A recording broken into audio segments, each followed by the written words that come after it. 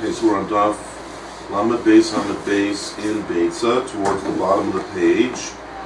We're still learning subjects that are related to the Mishnah that was in the middle of the page.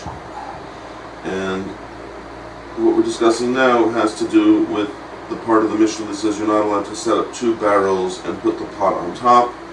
As Rashi said, it looks like you're making an ohel. Rav Nachman talked about creating a kind of a portable toilet in the same way, two rocks that sort of join together somehow, and on either side, and then you sit on the top there. So Rava asked him, well, it says in the Mishnah you're not allowed to set up two things and have something go on top. Yep. And he said, no, okay. So let's see that inside. Rav Nachman. So the Gemora and to take over. So I'll read So this is 7 lines from the bottom, or 8 lines from the bottom actually. There's a quote from the Mishnah, Ein makifim shtei chavios, so you're not allowed to put two barrels sort of on either side of the flame and then a pot on top. Right, so I'm a Rav Nachman. Avanim shel Beitsa kiseh. The stones of a toilet. Mutter, it's allowed. Mutter to do what? Letzadeh. Letzadadan. Letzadadan beyond Tov. To arrange them on your Tov. To put the word sad, it means the side. So letzadadan is sort of to arrange them on each side. Okay. As happens that you put one on one side, one on the other, and then in the middle is where the feces will drop into. It's like a hollow space in the middle, Rashi said. So you're allowed to do that. You're positioning them in a sense like one side, the other side, and you're going to sit on top. Okay, so he said you're allowed to do it. It's a kind of a portable toilet, Rashi seemed to say. When you're out in the field, you have no proper bath toilet. So, Eitivei Rava, the Rav, Nachman. So Rava raised a question to him. Based on our Mishnah. Ein mafikin shtei haba'ot lishpot aleihem et ha'kardera. So you're not to surround two pillars, barrels, and put on in this pot. Well, actually, it doesn't say and to put the pot. Maybe that's Rava's mistake. It just says don't arrange this in order with the intention to eventually put that pan onto the pot on top. So saying in order that you should have put the pan on top. That's lishbos, is the infinitive. Don't do this to do that. Right. So he might have interpreted that just putting the two on either side is already a problem. Maybe that's his mistake, because that's what he did in the toilet. He put one on one side, one on the other. He said, well, you're not allowed to do it. Look at here. It says you're not allowed to surround the fire with these two barrels in order to eventually put the pot on top. So maybe he didn't learn that putting the top pot on top is part of the Issa. Maybe that's what Rav Nachman told him. No, when you put the pot on top, you're creating a god. Here there's nothing permanent put on top like a pot. So, okay, so Rav is saying, you see you're not allowed to do it, so how come you're telling us for the sake of this makeshift toilet in the field, you're allowed to do it? You're placing two things that appear like a wall, and then you're putting something on top later. So Chazal say you're not allowed to do it. Why would you say you're allowed to do it? So this is a challenge to Rav Nachman's Kiddush. So Amalei, he said to him, Rav Nachman replied, no. She'eni hasham. Shiny Hassan. It's different there. Mishum daka avi uhala. So because there, in the case of the barrels, it's like making a dwelling. right, the ka doesn't mean like here, it means in fact. In fact, I would say it's even stronger than Rashi said in the Mishnah. Not that it just looks like it. From the wording of the Gemora, it actually says it is making, or in fact making an ohel, which Rashi says means because you have a Gog. It doesn't actually say it in the Gemora, but Rashi emphasizes what he's saying. He's saying in the Mishnah, when you put two barrels on either side of the fire and then you put the pot on top, that pot on top is part of the problem. You have put an official Gog, which either the wording of the Gemora makes an ohel, because you have two partitions and a Gog on top, or like Rashi said in the Mishnah, just at least it looks like it. So that's the problem. Either way, it's a problem because of that Gog. Whereas in the case of the portosan, the portable toilet that Rav Nachman had been matir, it turns out there is no Gog. Well, the only Gog would be you're sitting on the top. That's not a Gog. A human being just sitting on top doesn't create the Gog in this case. Or at least like Rashi said in the Mishnah, it doesn't look like you're creating a Gog when you're the one sitting on top. When you put an actual pot on top, that's similar enough to making a Gog. Okay, we could see the Rashis here if everyone would like, or we could just go on since we've done the reviews. What would you like to do, Shabbatai? Yeah, that's right. I'm happy To do Rashis. Rashis. Okay, go ahead, Shirley. Yeah. This would go back to the fifth line from the bottom in the Rashis, right in the middle, Avanim Shel Beitsa Kisei. Shel Beitsa Kisei, the stones of a toilet. Vale Gedolos, big stones, Shemestadim Oisor. That you put them to the side. You place them sort of on each side. Yes, Kamin, Moishov, Halul. Chalu. Somewhere to sit. He says not exactly. Saying it's kamin is like saying it's not really a seat, but it looks a little bit like a type of seat that's hollowed out. Yeah. When people sit on them, sodos, Yerushalyim, the sodos, people sit on these seats. In other words, this toilet would not be used in civilization, just out, you don't have an alternative. Like the Gemora says, when you're out in the field, you should go do it against a wall or something like that. This is better than that, right? This is better than just doing it against a wall. Almost like when you're trying to toilet train a child, you have this little portable toilet that you just, as soon as he feels like has to, you throw it in the middle, throw him on top. In Australia, they were selling one of these electrical potties, so that when the child passed urine into them, you could play a tune. And you know what the tune was? Rain drops before and Brilliant. I kid you not. I'm sure they sold quite a lot. Can you get us one? Well, I'll have to give it to my son for, no, he won't appreciate it. It's like today, thankfully the Israelis have no idea when the car backs up that it's playing Jingle Bells. Okay, so that's what Rav Nachman was saying is mutter. Says Rava, but how could that be? The Mishnah said you're not allowed to put one side and the other, and then, that's a problem. So he said, no, that's different over there, because the Ka'avid Ohala. Rashi says, what's he really saying? Over there you're creating an Ohel, why? No. The Ka'avid Ohala. Sheyesh Gag. There is a roof to carry an oil. What's the roof over there? The pot. The pot itself goes on top. So when we read in the Mishnah, don't do this with your intention to put the pot, it's more saying more really, because that putting the pot is really part of the Isser. Don't do this to put a pot, because that pot is going to be a Gog and that's going to be the Isser. But whereas what? There's no Gog. What goes on top? The person sits on top. But that's not called a Gog.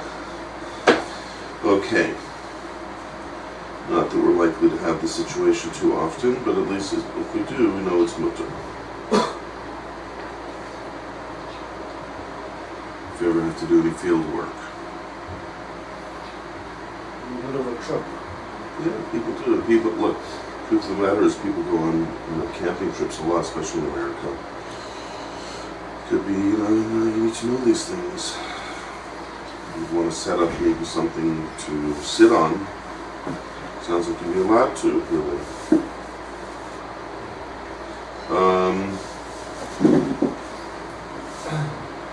Amalei Rava. Probably, even though he spoke about Yom Tov, which is interesting, probably it would have been mutter on Shabbos. I'm not sure why Rav Nachman, when he said it was mutter, talked about Yom Tov. Why would it be more mutter on Yom Tov than on Shabbos? I imagine it's even mutter on Shabbos, because you don't have a Gog. In the end of the day, he's saying it's mutter because you're not making a Gog, you're not making an Ohel really. So that would be mutter on Shabbos, I think. I can't think why would only be mutter on Yom Tov in the end. Why did he mention Yom Tov then? Sorry, I'm not sure. It just happened to be speaking on Yom Tov. That's not the best answer. Maybe the bricks and the stones didn't have a use beforehand. Remember we read about So them? why would it be better on Yom Tov? He's saying it's mutter, so is he saying it's only mutter on Yom Tov in the end? And if they had no use beforehand, there would be mutter, right? And more on Yom Tov than more on Shabbos than on Yom Tov? I mean,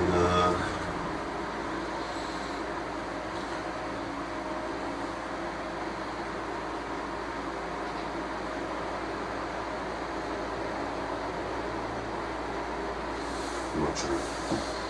Maybe the halachas of carrying are different on Yom Tov, and therefore it's more likely to be out in the field without an eruv and to be able to do this. Whereas on Shabbos, if you didn't have an eruv surrounding your camp, you couldn't do any of this. But I imagine it's not so hard to make an eruv. Just put a few strings up around the camp, you already have an eruv. And then you have a partition, and you use a few matzahs for the eruv. If you're one person, if you're not even two families, then you don't even need an eruv, you just have to need a partition. I'm not sure. Okay. Sorry, maybe, let's see, where's this halacha brought down in the first place? Mem, it's just showing us where in the Rambam it is. Interesting, why wouldn't it be a Shulchan Aruch?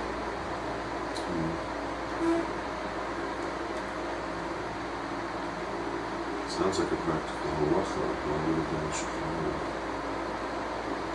I don't know. Looks like it is in Hilchos Yom Tov, maybe, I'm not sure. Perhaps actually.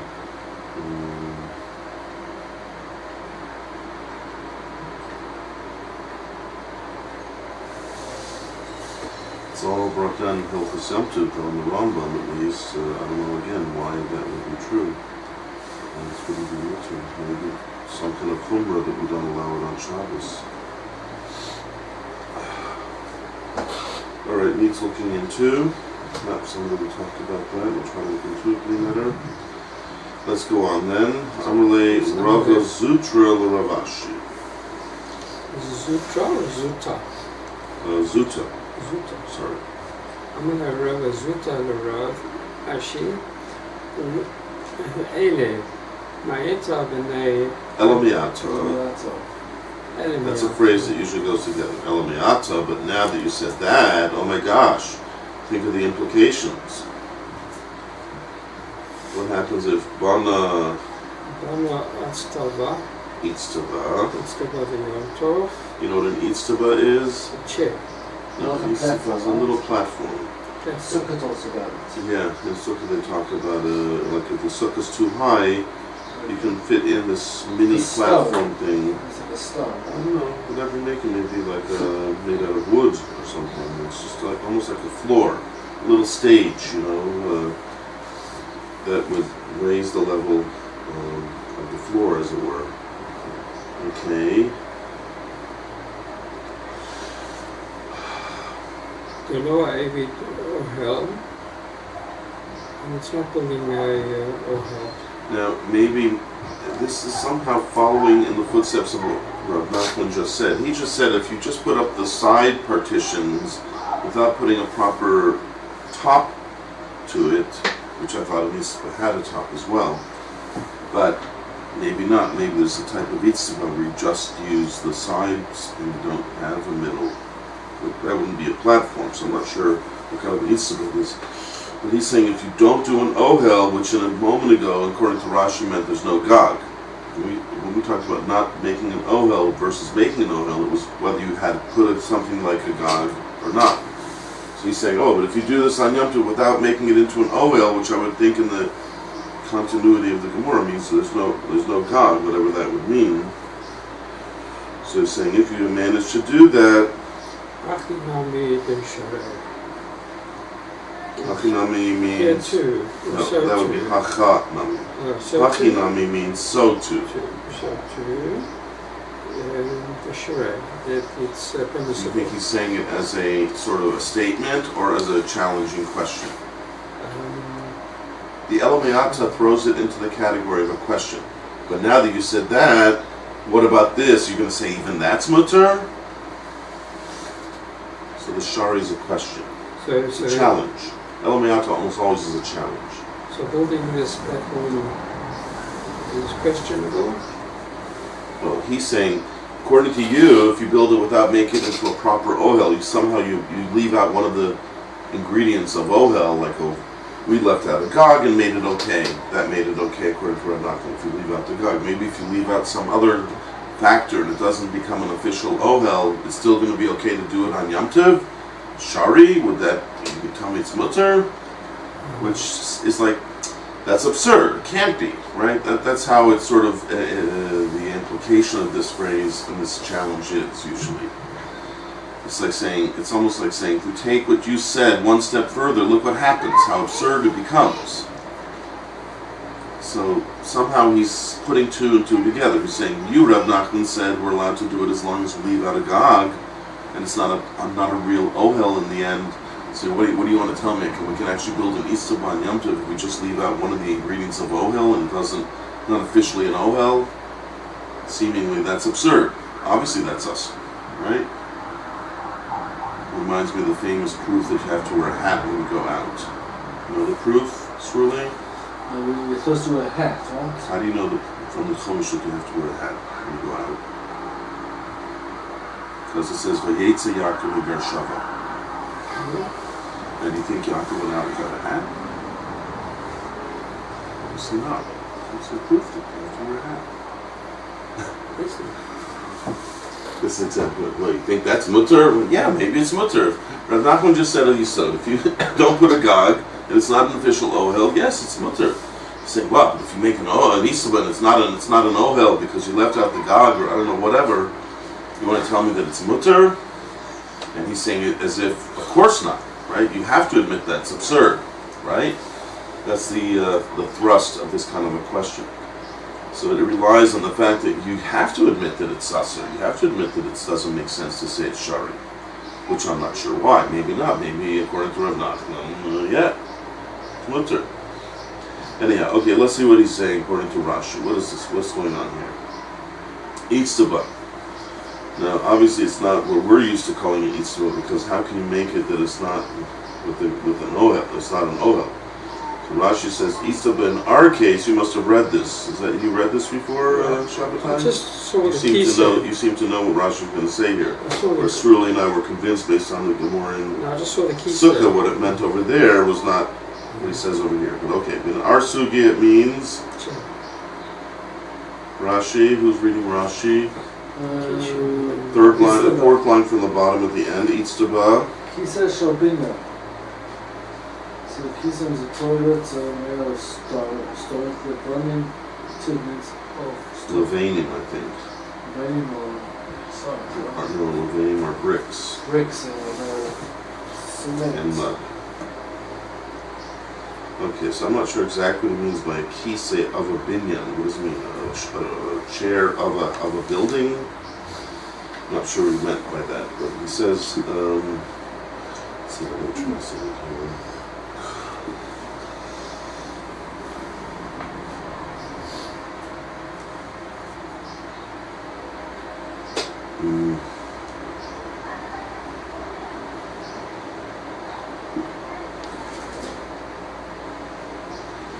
And he says in a note here, it's a solid seat standing on the ground. Since there are no empty space beneath its top, it does not constitute a tent. Whereas according to Rashi, I don't quite get that idea. I just see it there. Maybe that's what he means. There are Levanim and Tit. Meaning there is, according to this, it means there's no empty space in the middle. So you just put bricks, and between each brick you throw a bit of mud. Yeah. In the end, it's like a block. It's like a stool almost. Why would you do this? You need an extra chair. Oh, I see, just a stump. Just Yeah. But according to this, it means there's no hollow, meaning it's not the classic case of creating an ohel. That's what he meant. Ohel is wall, roof. And we said, well, if you just put wall, and there's no roof, you're okay. So he said, well, then it should also be okay if there's no hollow in the middle, because then it's not an ohel. So that's what he meant. If you do it in such a way that it's not an ohel, how can you make it that it's not an ohel? Because there is no hollow in the middle. You just put one brick, another brick, and you just basically create like a cube out of bricks to sit on. Right? Like sometimes you do have these kind of stools to sit on, which are basically just a block. You know, they have them made out of leather, some kind of material on the inside, but you can sit on it like it's like a block of leather. People have them in the living rooms and stuff. There's no hollow space there. So if you just keep putting brick after brick and there's no hollow in the middle, so I've never really created an ohel per se. So that's what he's challenging. You're telling me if you're just missing the official title of ohel because you haven't set it up as an ohel would be with the partition on either side and the gog in the middle across the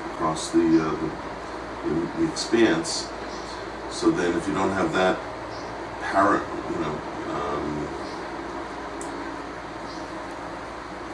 archetype ohel, it's just a block, no space, no real ohel per se. So then you're saying it's mutter. I can just put one together on Yom Tov. But still, like I really did build something, right? I built a chair.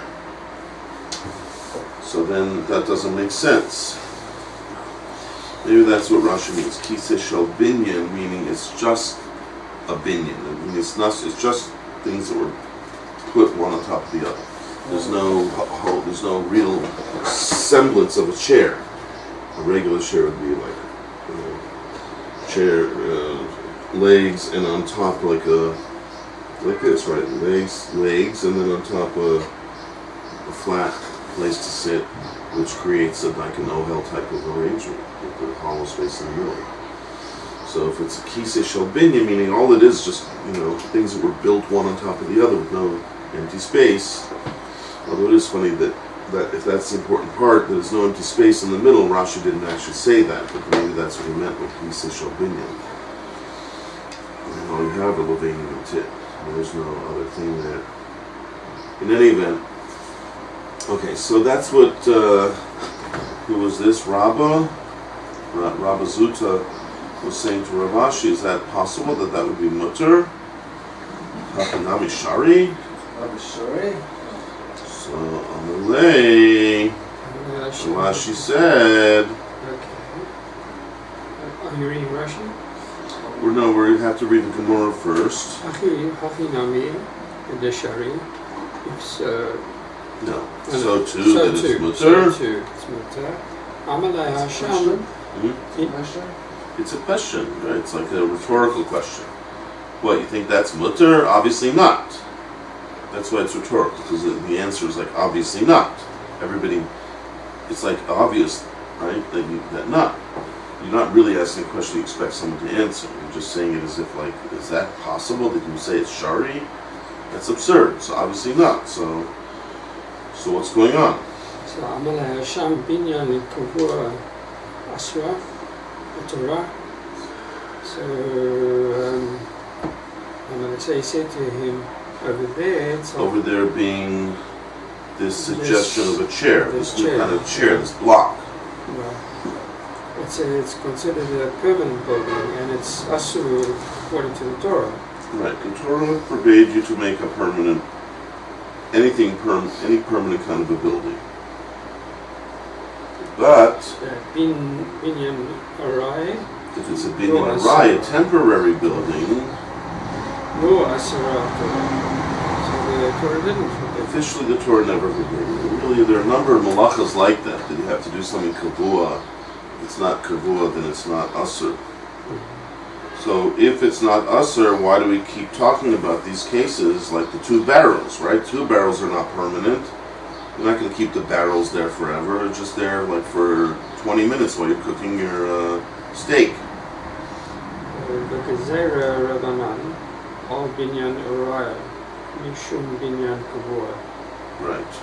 So They did a typical rabbinic move, which is to make a gezerah, to forbid what the Torah allowed, because it's so similar to the other one. If you let people do the arai, many people might get mixed up and end up doing the kavah. So that's a very common, right? Asay siag la Torah, to make like a fence around the Torah.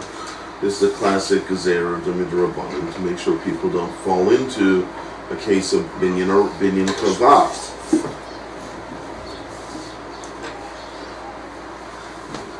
V'haka mishum kavodo, lo gezerah.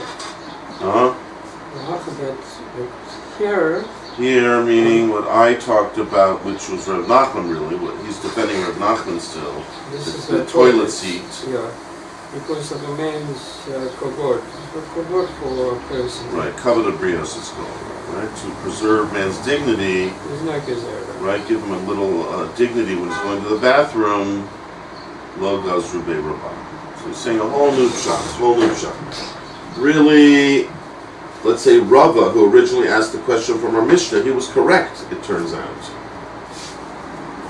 Because anything that's like even resembles an ovel should be asur, gag or not. So the reason why the toilet is mutter is not because there's no gag. There's going to be a gag. You're going to sit on it or whatever. Even just the 2 stones on either side should be somewhat problematic. It turns out the real answer is, but that's funny because this is all to defend Rav Nachman, but it turns out it's defending what he said, but not for the reason he himself said. He himself said there's no gods. That's why he said it's mutter. But Rav Ashi is saying, no, because if that's right, then we have this problem with this block of, this thing you want to build on a seat. That's like a block of bricks. And he's saying no. So in the end of the day, the real answer is that even in the toilet in the field should have been asur because of the gezerah midrabanan, but we don't make gezerahs midrabanan in cases which would cause someone indignity, which is an important principle. If someone's dignity is going to suffer, the rabbanan don't force you to follow their gezerah in case where it would cause human embarrassment. Very interesting. I mean, I think this could be brought up in many discussions with people who doubt the Rabbanim, seeing how sensitive they were to people's feelings. Okay, let's see the Rashi then. Binyan Arai. Binyan Arai she'eino lehis kaim. It says it's not everlasting. Right, so that's the difference between a binyan kavah and binyan arai. Is not so much how you do it, but more like how long is it going to stay there. It might also possibly be, if it's not going to stay there for long, you do it in a more flimsy way, but that's not the main part. So therefore, he said, that's how the Rabbanan set up their gezerah. That since the Torah permitted it, they would make it forbidden to stop people from trying to make an arai and end up making a kavah by mistake or something. So that's why he explains the difference between the toilet and the barrels. And let's say this case of putting together a seat that's just made up of bricks and mud. So hacha. So you see, we're trying to defend Rav Nachman. Why did Rav Nachman say it's mutter? We're still going to defend him. Well, he's just repeating what the Gemora said. Rashi puts in another word instead of just kavod habrios, which is a whole sugya. Oh, I see. Kavod could be like regular kavod, like where you honor someone, or some more general form of kavod, but it's not. This is a specific thing where human dignity is at stake. Like they talk about, if you're wearing, let's say, a garment and you find that it has a kiloyim in it, you have to rip it off right away and walk naked in the street. The Gemora says no. Kavod brios tells you not to. Make sure they don't blow away if there's any longer. So yeah. Maybe just hand it to me so I can put it over here. So. Yeah.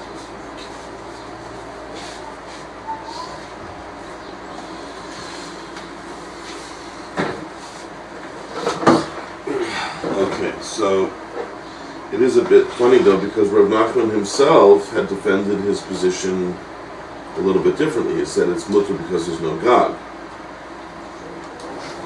And it's not officially an ohel, but then Rabbi Zuta said, wait a minute, if you're going to always defend yourself because you created something that's not officially an ohel, what about this case of building up all these bricks and mud where you don't have an official ohel, but obviously that can't be mutter on Yom Tov. So Rav Ashi's final defense is actually not like Rav Nachman originally said. So I don't know if it ends up being a machlokas Rav Nachman and Rav Ashi, or this is what Rav Nachman said, which is true, but there's a better answer which covers more cases where you have to explain that we're always going to be makel on an ohel orai in a case where it's to defend someone's dignity. So what about Shabbos? You have to take it off and go to the street. It's a Gemora in Brachos. I can't remember the whole Gemora there, but there is a Gemora in Brachos which says that in certain cases where it's only an Isser D'Rabbanan, then you can be makel and not take it off right away. But you have to be HaKodesh. It's a case of Shabbos D'Rabbanan, if this is correct. But there is a case over there where we talk about Kavod Brias also that protects you. So there's a whole sugya which is Kedai to go into. When does Kavod Brias tell you not to worry about the Isser and to worry more about the dignity of the man? Or well, it seems from our Gemara, but that's only if we're talking about an Isser D'Rabbanan. If it's an Isser D'Oraisa, you'd have to sacrifice your honor to avoid the Isser. But may not always be true. Maybe there is a way that we allow you, even if it's D'Oraisa. But okay. But this is D'Oraisa, no? This is not a D'Oraisa, this is Rav Ashi's defense of Rav Nachman's halacha about the portable Beitsa Kisei. Rav Ashi is just defending Rav Nachman. Nothing to do with the Brisa. Except the original kasha of Rava was from our Mishnah. How can you permit this toilet to be built in the field if the Mishnah says you can't do things like that? So Rav Nachman originally said because in the Mishnah there's a kind of a gog being created. In our Gemora there's no gog. In our case of the toilet there's no gog. It's not a real ohel. So Rabbi Zutra picked up on that. He says, what? Anytime it's not an official ohel, you're going to make it permissible?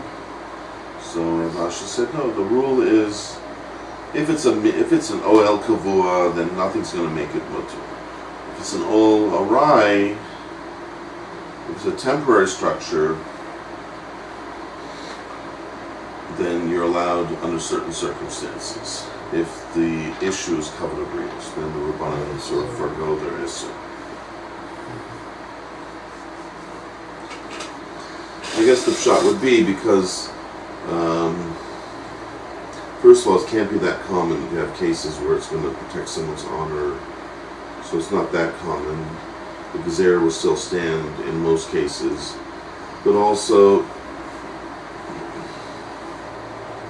the other thing I was thinking of saying is what? Just a minute.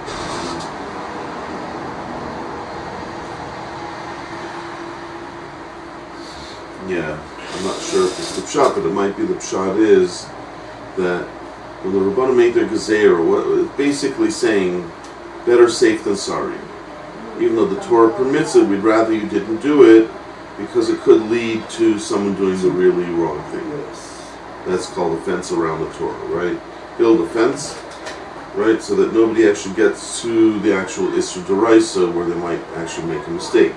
So we've made people desist from that even farther away in a D'Rabbanan case. But it's all a worry that if we let you do this, it might lead to that. That's always what's going on in this kind of a rabbinic gezerah. Yes. Don't do this because it might lead to a bigger derisa problem. We're telling you midrabanan not to do A because it might lead to B, which is derisa. So it's a suffix. It's like better safe than sorry. But if you have actual people suffering in, if their dignity is being bashed, as it were, and they're feeling embarrassed, then that's happening right now. It's like a bird in the hand is worth two in the bush. Right now, we have an expression, Ein Safek Motzmi De Vadai. I have a Vadai indignity here. I have a suffix that if you allow these kind of things, maybe it'll lead to a kind of a derisa problem. That's all maybe. Here I have a Vadai indignity. So Rabbanan said when you have a Vadai indignity, which is maybe even an Issa derisa to cause embarrassment to someone. So maybe that's why they forego their gezerah, which is always based on only a suffix. Alright, in any event, let's try to wake ourselves up here a bit. So we have a new rule, which is an important rule, and when the gezerahs Rabbanan apply, and also a new explanation of why Rav Nachman's toilet is mutter. Not necessarily because it doesn't have a gog. If you go with that reasoning, you'd permit this kind of a chair that was without a hollow space in the middle to be built, which is apparently not mutter. But you'd have to say for the different reason of human dignity. Okay. So what's the solid center chair that would have to do with human dignity? I'm sorry? What is the solid chair that have to do with No, that's the point. Rashi. If you look at Rashi, he talks about the human dignity in the case of the toilet, right. Beitsa kisei. Okay. We're not saying the block of wood has to do with human dignity. That's the point. Everything is going to still remain usher. Rabba Zuta was right when he was saying, you think it's going to be mutter, implying no, obviously not, and he's right, obviously not. We would never permit you to build that kind of a chair. Even though officially it's not a proper ohel, we don't care. Even if it's not a proper ohel, we would still forbid it to Rabbanan, because it looks a bit like an ohel. I don't care if it's a proper ohel or not. He was right. We're not so concerned with it having all the details of an ohel, even if it's missing one of the two details of being a real ohel, who cares? The Rabbanan would still forbid it, because it could lead to a real ohel. So that's why he was right. He was right that he knew that instinctively that nobody would allow you to do that. And he's right. So then his question was, so why would we allow Rav Nachman's toilet? And that Rav Ashi has a good answer for. That Rabba Zutra was right. We won't let you do anything, even if it just vaguely resembles making an oil. And by the way, I know a little bit more now why Rashi used that wording in the Mishnah. Rashi in the Mishnah talked about it just resembling an oil. Now we're saying that's really the rule, midrabanan. Even if it's not a real oil, it just resembles a bit making an oil, we will forbid it to rabbanan. So the barrels is usher, and even this brick chair is usher. Okay, even if it's missing a technical reason to call it an oil, and we don't care. It looks like an oil. And that's what Rashi said in the Mishnah. So now Rashi in the Mishnah goes even better according to the final conclusion. We had trouble with it. Originally, Rav Nachman talked about a real ohel versus not a real ohel. That's what got into trouble. Then we said the bricks, not a real ohel, which obviously it should be usher. So now we're coming out, yes, that's right. Even things that just resemble an ohel are going to be usher, like Rashi said in the Mishnah. So why is the toilet mutter? It does resemble an ohel, even if it doesn't have a gog.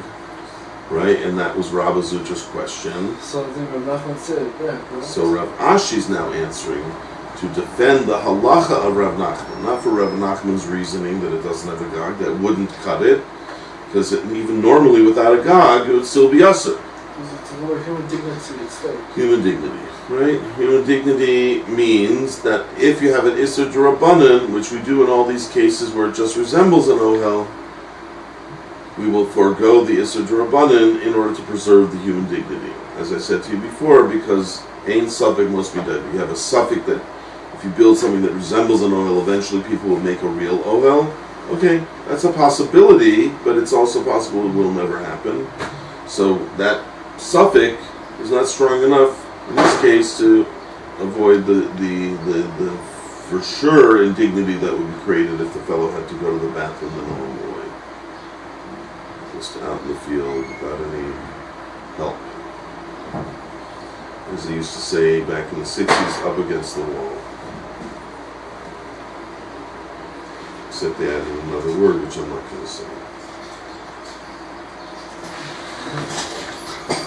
So you really want a case of Torah to then make an oil, right? Not a real oil. If it's an oil deraisa, we're never going to let you do it. Human dignity or not, that's what it sounds like. But if it's just something that looked a bit like an ohel, but it's not officially an ohel, like the barrels in our Mishnah, or like the toilet even, but if there's some human dignity problem, issue, what we call kavod abrios at stake, then we'll allow you to do it. Because it's only asur midrabanan, and the rabbanan forgo their isur under these circumstances.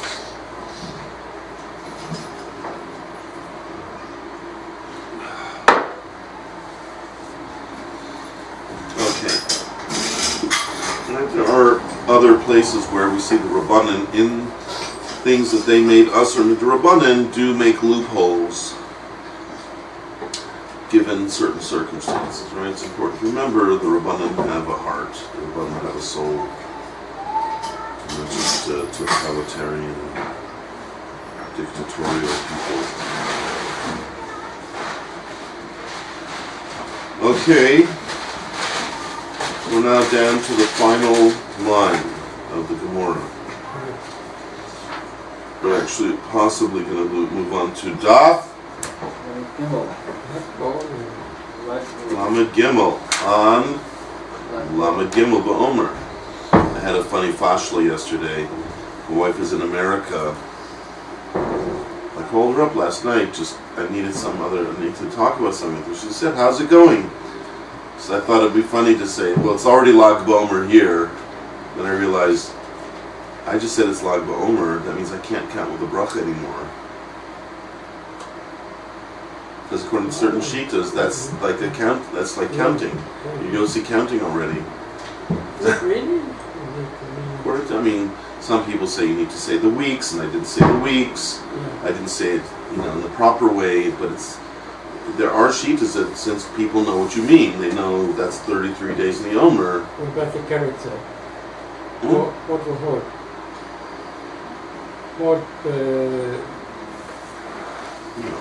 It has to be some kind of counting. Lamed Gimel, Lag stands for Lamed Gimel, and Lamed Gimel stands for 33. So I was saying a number. I was counting, but just I didn't really mean to do the mitzvah. Then I realized it doesn't matter. I've just done it. It may not matter. So I counted again to make sure that I had the mitzvah, at least according to all the shitas. And then I thought maybe at Mariv I for sure wanted to make sure I didn't make a bracha, so that I just told someone next to me the story, so he would know maybe to be moxie me, but I wasn't even finished Shemon Esrei in time, so that solved that problem. But it was just funny that it was something so unexpected. Anyhow, okay, here we are. So I'm a Rabbi Yehuda. Okay, now this is Rabbi Yehuda the Amora, not Rabbi Yehuda the Tana. It's very appropriate. Yep. Amodurata, Milamata, Milamala. Lamata, Shari, Lamata, Lamala, Asur. It's amazing how when you learn something kaseder, like every day a bit, like Hashem says, okay, now I'm going to open up the barrier, you're going to see me a little bit. I'm going to make it so much fun because it's going to come out exactly the day, something to do with the day that you're in. Okay, let's see Rashi. There's actually 3 important Rashis here. Hi Madurata, 3 lines from the bottom. This Madura's of Durasa, right? Yeah. And like in Israel, everybody knows what a Madura is, a big bonfire. So Rashi says it is exactly that. I see Kalosh, I see Lifnei, sorry. Are you not able to read this Rashi? לפני סוף. Looks like you're having trouble over there. אני יכול להחזיק במאזנת. Well, you have less than 20 minutes. Let's call it 10 minutes. You strengthen yourself. Yeah. Please do. Try again. Hesed Kadosh Oisim Lifnei Sor.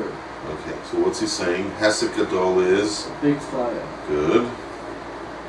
Oisim Lifnei Sor. That they make, Make in front of officers. or ministers, right? Like princes even. Right? In other words, dignitaries, right? So sort of like a, sometimes they do something just to show kavod to the dignitary. So they build something up with like a fire, but right?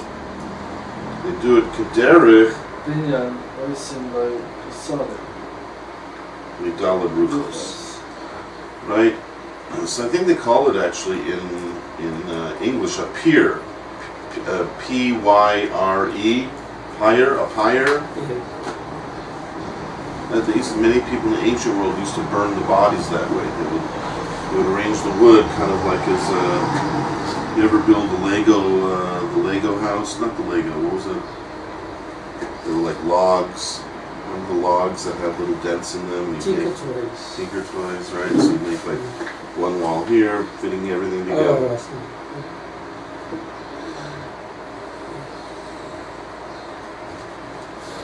Anyhow, okay, so that's what they used to do. They would arrange the wood in such a way that it looked like you had 4 walls of wood to create this fire.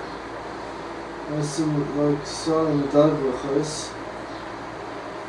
And then, once you had the walls of the up for the that would be the fire in place, then Sodrim, they would arrange. Eitzim Lamala.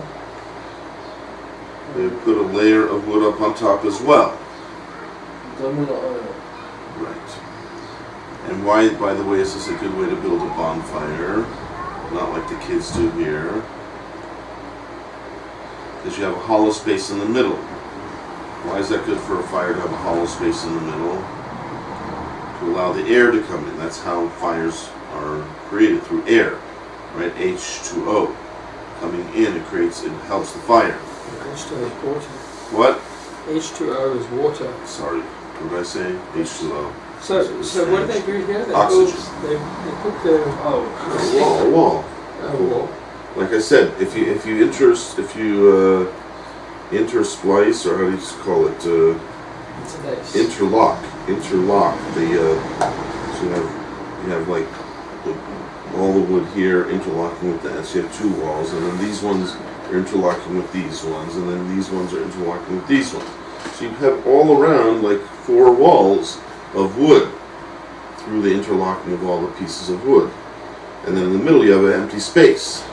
How do you do Lamala Mamata? No. And he's saying, and then once you have that in place, 4 walls across, you then spread a bunch of sticks across the top. A whole layer of sticks across the top. Oh, so Like skach. It's like almost like skach on top of the sofa. Oh, so that's Lamala. Yeah. But why Lamata? No. Just all we did so far is Rashi said what they normally do. Normally do lamala. That would be, I think, milamata lamala. But that's the next Rashi. The next 2 Rashis are going to stress the difference between lamata lamala and lamala lamata. Oh, so All we did so far is tell us the normal way. The normal way is to put up 4 walls and then lay a layer on the top. So what's milamata lamala? He said milamata lamala is aser. Sada ha'etzim shal ksolim tchila. To arrange the wood of the ksolim. All the walls first. Asar salayim agag. And then afterwards to put the gog, that's asurim. Why? Derech binyan, it's a way to build. That's the normal way to build. You put up the walls and then you put up the roof. Whereas if you do it the other way around somehow,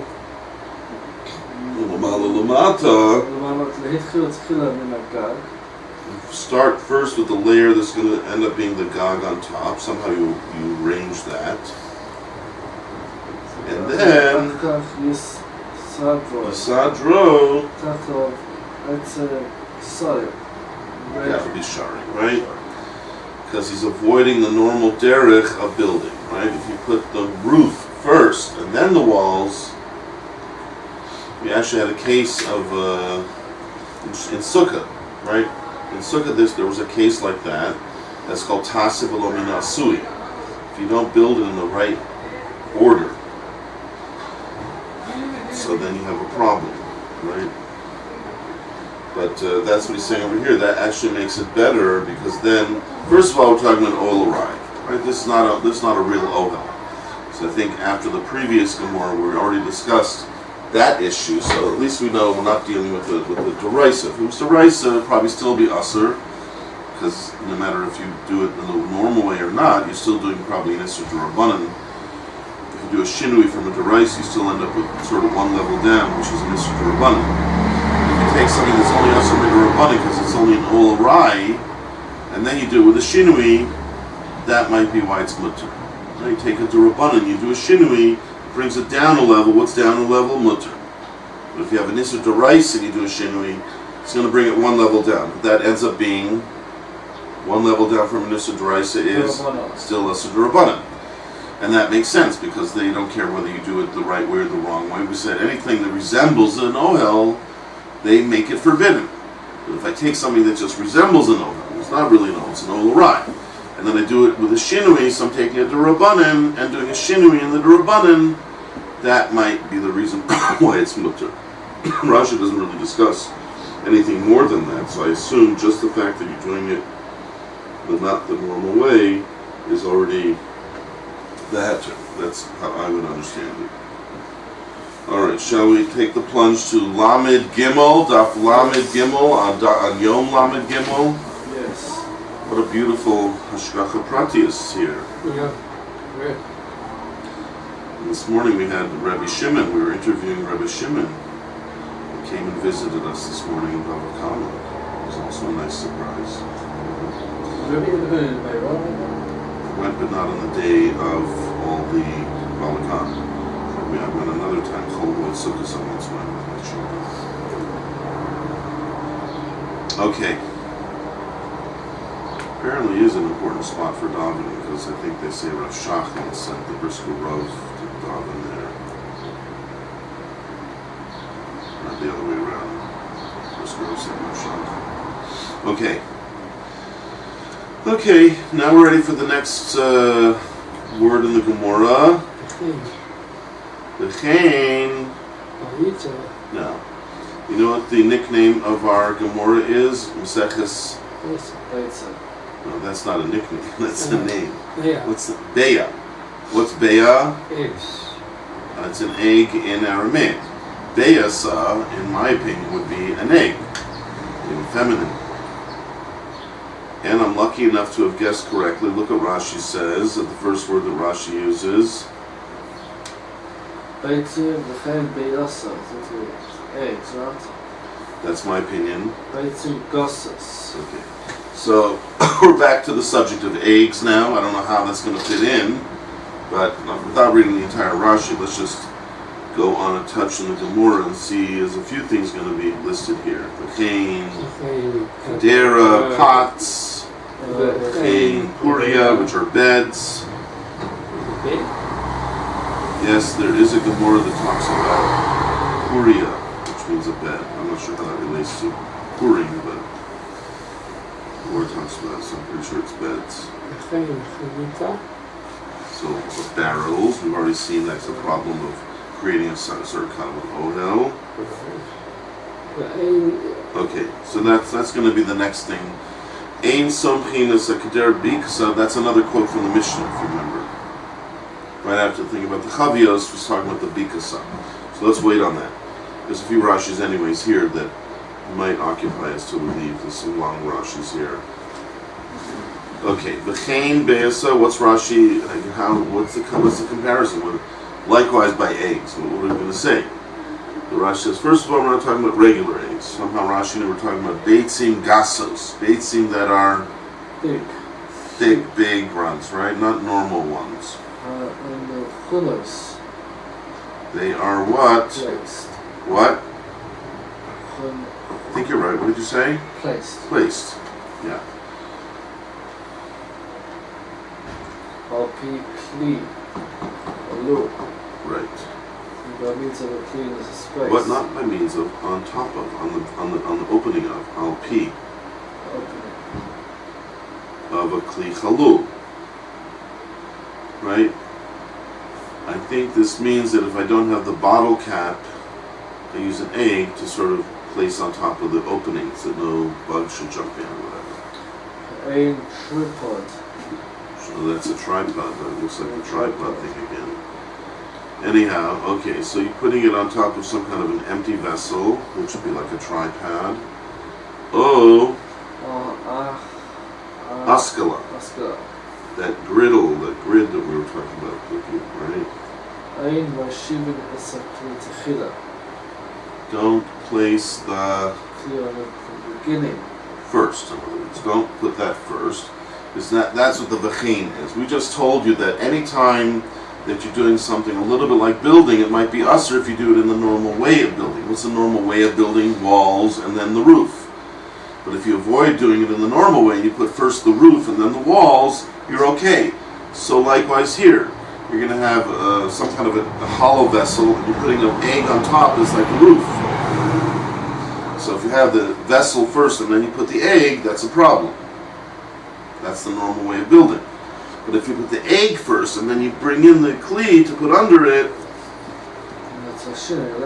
then, right, don't put the kli first, v'achar kach yisadar alav, and then you put something on top of it. He's saying even when you make a pan, right, if you have a hollow place to put the pan and then you put the pan on top, it's like you made a roof. So that's no good. First puts the pan and then bring the thing to put under the pan. Ella, rather, what should you do? Hold the thing that you're trying to keep in place with your hand. If it's an egg, it's an egg. If it's a pan, it's a pan, whatever it'll be. And then, Yoshiv ha-Beitsa alav. Put the Beitsa where it's going to eventually be on top of the other thing. And then place the kli underneath. Put the Beitsa first, then you press the kli second. Right. Yeah, asenu. Right. If you avoid doing it in the normal way, then it's mutter. Sounds like a number of cases that we're concerned that it looks like an ohel, we can get around it, as we said before, just changing the order of events. As long as you put the roof first, as it were, then whatever is like the walls, then you're okay. The Chain Kadera. You want to read this one, Shabbatai?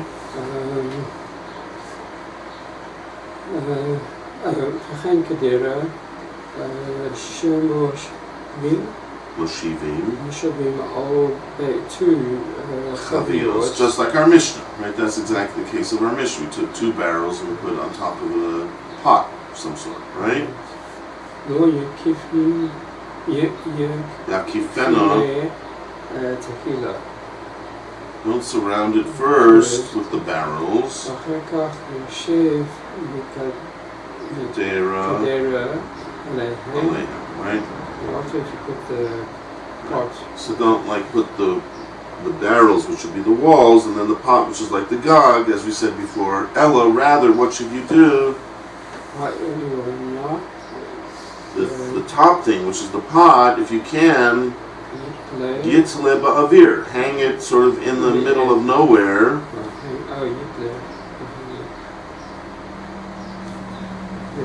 Hang in midair.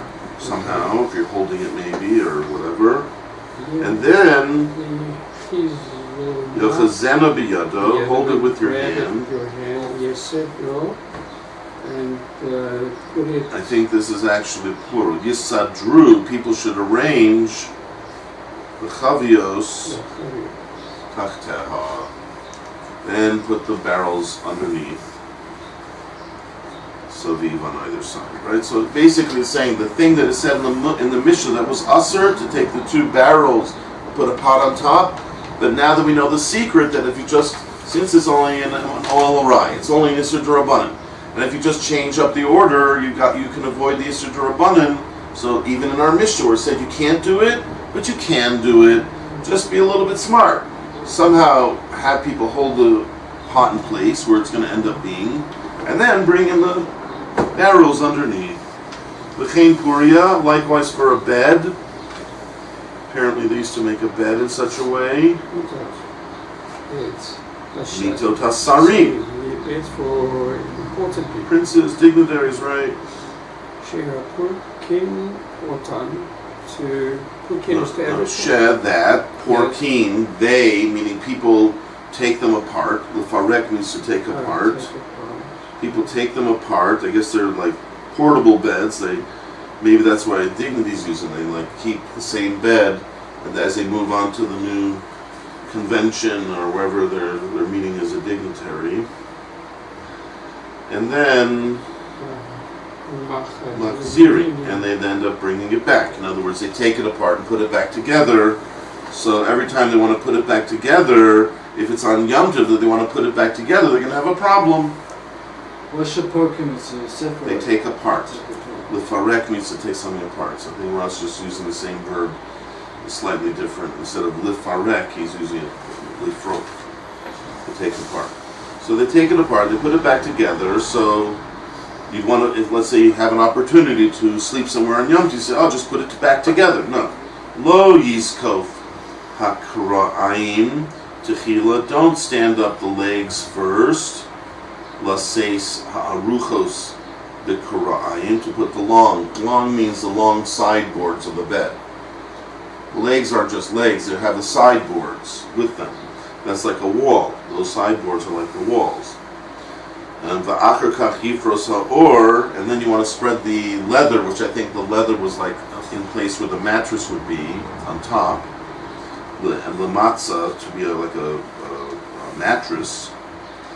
Sheshochvim alav, that people are going to lie upon. Ella, so don't do it that way if it's Yom Tov, obviously. Ella pores ha'or techila, spread out the leather part first. Basically reverse the order. Yachazuhu b'nei adam, people should stand there holding the leather in midair, b'yadehim in their hands. V'achar kach, and then yavi ha'ruchos, then bring the sideboards with all the legs of the bed. Yikashru haritzuos shel or behen, and then they somehow tie on the leather onto the sideboards. That's how the contraption stays up. You have the sideboards with the legs, and then you have this leather stretched between them and tied onto them. The achar kat yizkafu karayim, and then you stand up the legs. Yitznu haruchos l'soichem, and then you put the sideboards into them. Yeah, that part, it seems like there's three things. There's the legs, the sideboards, and the top thing. So as long as the top thing is in place, then you can do the other things in whatever order. You can put up this and that, but you're basically doing the gog first and then the side thing afterwards. We've avoided the problem of proper oil.